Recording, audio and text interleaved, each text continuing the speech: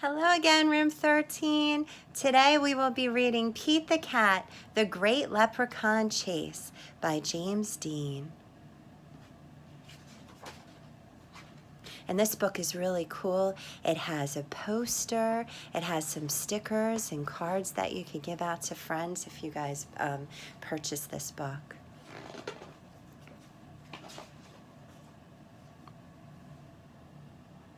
So Pete's in class. Tomorrow is St. Patrick's Day, and Pete's teacher, Mr. G, is teaching about leprechauns. The only time you can catch one is on St. Patrick's Day. A leprechaun will bring you good luck, Mr. G says. Now everyone in class wants a leprechaun. Pete gets a great idea. He will open a leprechaun catching business. St. Patrick's Day comes, and Pete gathers some supplies. He hangs a sign above his stand. This will be easy, Pete thinks. Squirrel is Pete's first customer. I want a leprechaun, Squirrel says. I need good luck for my test. Cool, I'm on it, says Pete. Pete has a plan. He will follow a rainbow until he finds a leprechaun. Finally, Pete arrives at the end of the rainbow and finds Clover the leprechaun next to a pot of gold. Pete sneaks up behind Clover. Swoosh! But Clover is too fast.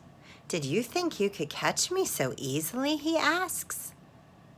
Once there was a cat named Pete who thought nabbing some luck would be neat. Then he happened upon a smart leprechaun who he'll find quite tricky to beat. Clover disappears in a poof of green smoke.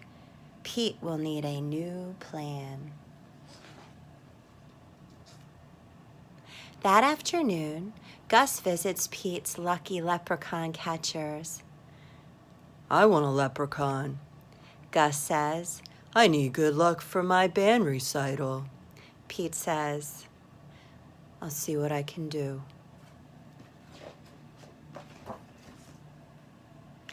Pete plans to lure Clover out with his music. He plays a jaunty song on his guitar. Before long, Clover dances over to Pete. Just a little closer, Pete thinks.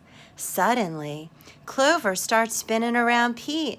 Around and around, Clover gets faster and faster. Oh no! Clover wraps up Pete with the rope. Pete has finally met his match, a crafty leprechaun he just can't catch. He'll never win. He better give in or find something else to snatch. That evening, Callie visits Pete's lucky leprechaun catchers.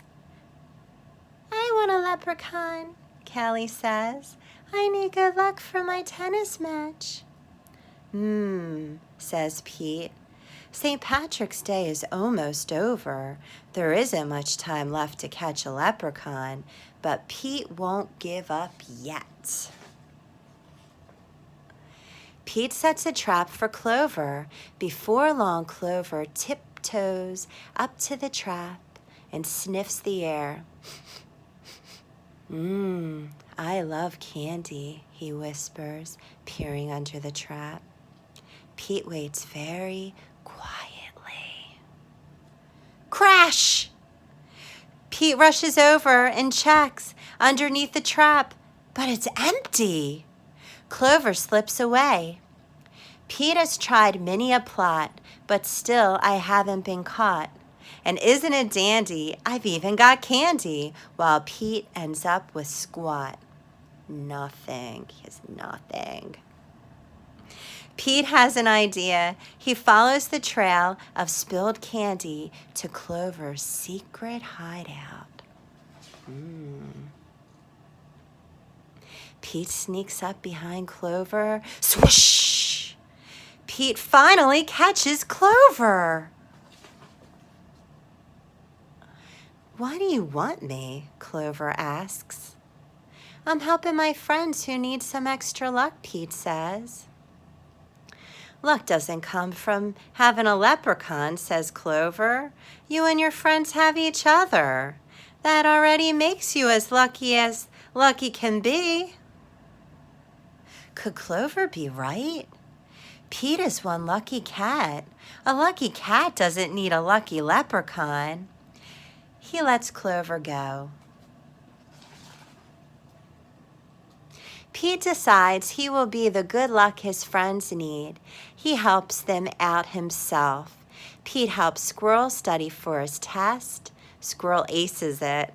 Pete helps Gus rehearse for his recital. Gus rocks it.